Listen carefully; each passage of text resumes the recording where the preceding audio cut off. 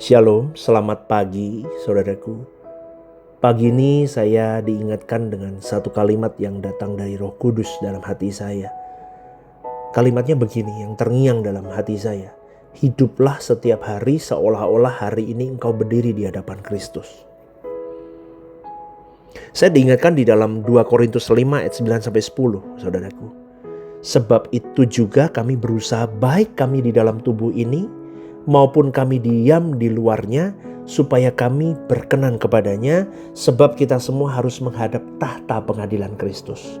Itu dalam 2 Korintus 5 ayat 9-10. Maka ketika Roh Kudus mengingatkan saya bahwa hiduplah setiap hari seakan-akan hari ini engkau akan berdiri di hadapan Kristus.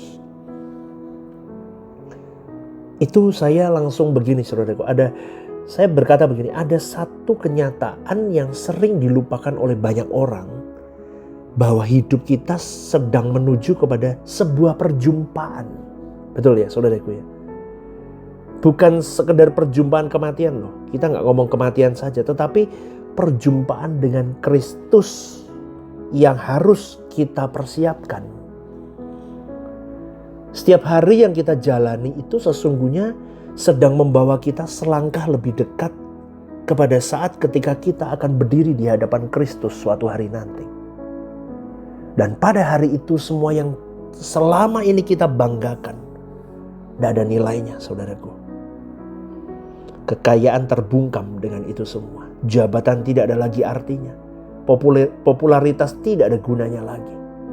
Bahkan pelayanan-pelayanan terhebat apapun tidak ada gaungnya kalau kita tidak masukkan dalam satu tujuan yang benar, yaitu mengasihi Allah. Dan itu hari yang mengerikan sebetulnya kalau kita tidak well prepared mulai hari ini, tidak mempersiapkan dengan baik. Karena yang akan diuji bukan hanya apa yang kita lakukan, tetapi mengapa kita melakukan itu semua di bumi ini. Amin saudaraku ya. Karena Allah melihat motivasi yang tersembunyi di dalam dirimu dan diriku.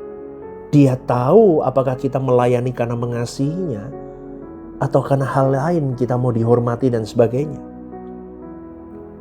Dia tahu apa ketika kita memberi itu karena kita benar-benar kasih kepada sesama kita atau kita mau dipuji. Dia tahu kan apakah kita taat karena takut kepada Dia atau karena kita memang mengasihi Dia. Karena di hadapan manusia kita mungkin dapat membangun citra-citra baik saudaraku. Tetapi di hadapan Allah tidak ada topeng yang dapat dipertahankan di hadapannya.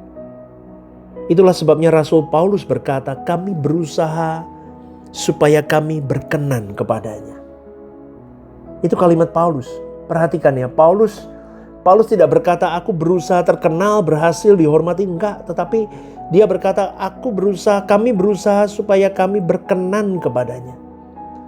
Seluruh hidup Paulus diarahkan kepada satu tujuan, yaitu apa? Membuat Kristus berkenan atas hidupnya, saudaraku.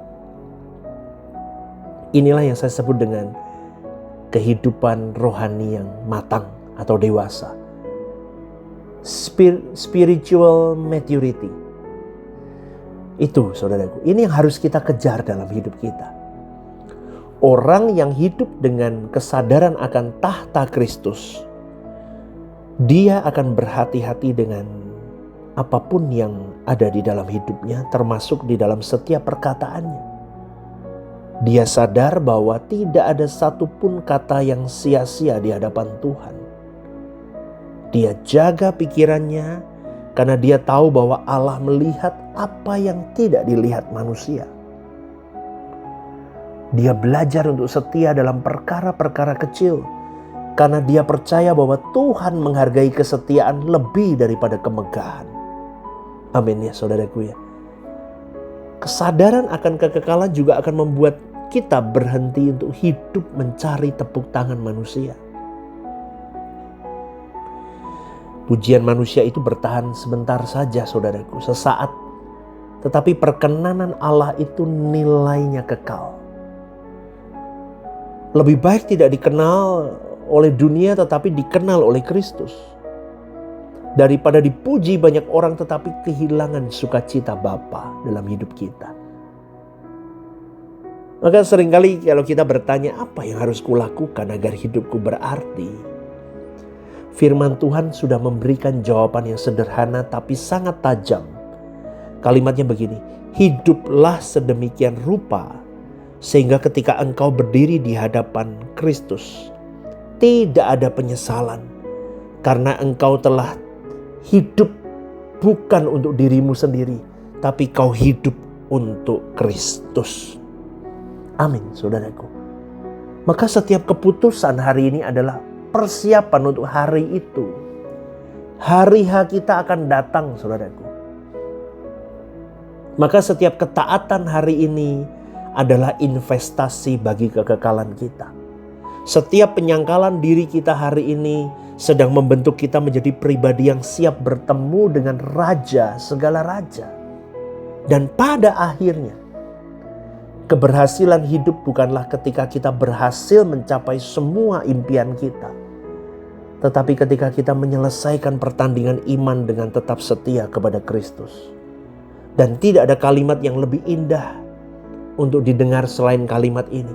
Baik sekali perbuatanmu itu, hai hambaku yang baik dan setia. Masuklah dan turutlah dalam kebahagiaan Tuhanmu.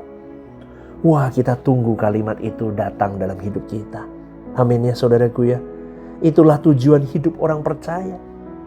Itulah kemenangan yang sejati yang kita perjuangkan sejak kita hidup di bumi kita hari ini. Maka hiduplah hari ini seakan-akan malam nanti engkau akan berdiri di hadapan Kristus, saudaraku. Kalau ada kepahitan, masih ada kepahitan dalam hatimu, lepaskanlah. Minta Roh Kudus garap hatimu. Kalau masih ada dosa yang kau pelihara, sekecil sehalus apapun, kebiasaan-kebiasaan yang kau tahu itu dosa, tapi kau masih biarkan, ayo tinggalkanlah, saudaraku. Minta Roh Kudus, letakkan tangan kananmu di dadamu dan katakan, Roh Kudus tolong aku. Aku mau berubah, aku mau bertobat. Kalau masih ada kasih yang mulai dingin kepada Tuhan, kau sudah mulai jenuh urusan dengan Tuhan, letakkan tangan kanan di dadamu dan katakan, Tuhan ini aku. Bangkitkanlah aku kembali untuk mencintaimu lebih berapi-api. Jangan tunda ketaatan, saudaraku. Sekali lagi melalui renungan pagi ini saya ingatkan, jangan tunda ketaatanmu. Sebab kita tidak tahu kapan Tuhan memanggil kita pulang. Amin. Ya, karena orang yang paling siap menyambut kedatangan Kristus adalah bukanlah orang yang mengetahui tanggal kedatangannya, melainkan orang yang setiap hari hidup dalam perkenanan Bapa. Dia tidak takut bertemu dengan Tuhan, sebab seluruh hidupnya telah dipersembahkan sebagai korban yang hidup bagi kemuliaan Tuhan semata. Pastikan itu engkau dan saya. Lepaskan semua yang mengikatmu untuk kau terbang tinggi bersama dengan Tuhan, saudaraku. Apapun itu, ingat, hiduplah setiap hari seolah-olah hari ini engkau berdiri di hadapan Kristus. Maka kalimat ini bisa membawamu dan membawaku untuk terus berjaga-jaga tiap saat. Hidup di dalam kekudusan Tuhan dan perkenanan Bapa. Amin ya saudaraku. Semoga renungan ini jadi berkat untuk kita semua. Ya, bertobatlah, berjuanglah bersama dengan saya. Hidupkan Kristus dalam hidupmu. Senangkan hati Bapa. Bekerja samalah dengan Roh Kudus setiap saat. Maka kita akan menjadi pribadi yang berkemenangan bersama dengan Tuhan. Rehoboth Semarang, One Vision, One Heart for Harvesting. Tuhan Yesus memberkati. Haleluya. Shalom saudaraku yang terkasih di dalam Tuhan. Ada program baru yang bernama Are You Okay? Ini adalah program yang memang diadakan bagi saudara-saudari yang rindu atau ingin didoakan. Mungkin saudara-saudari sedang mengalami pergumulan-pergumulan hidup yang sulit, yang berat, menghadapi masalah-masalah yang tidak mudah. Saudara-saudari bisa klik di formulir online yang tertera atau scan barcode di situ.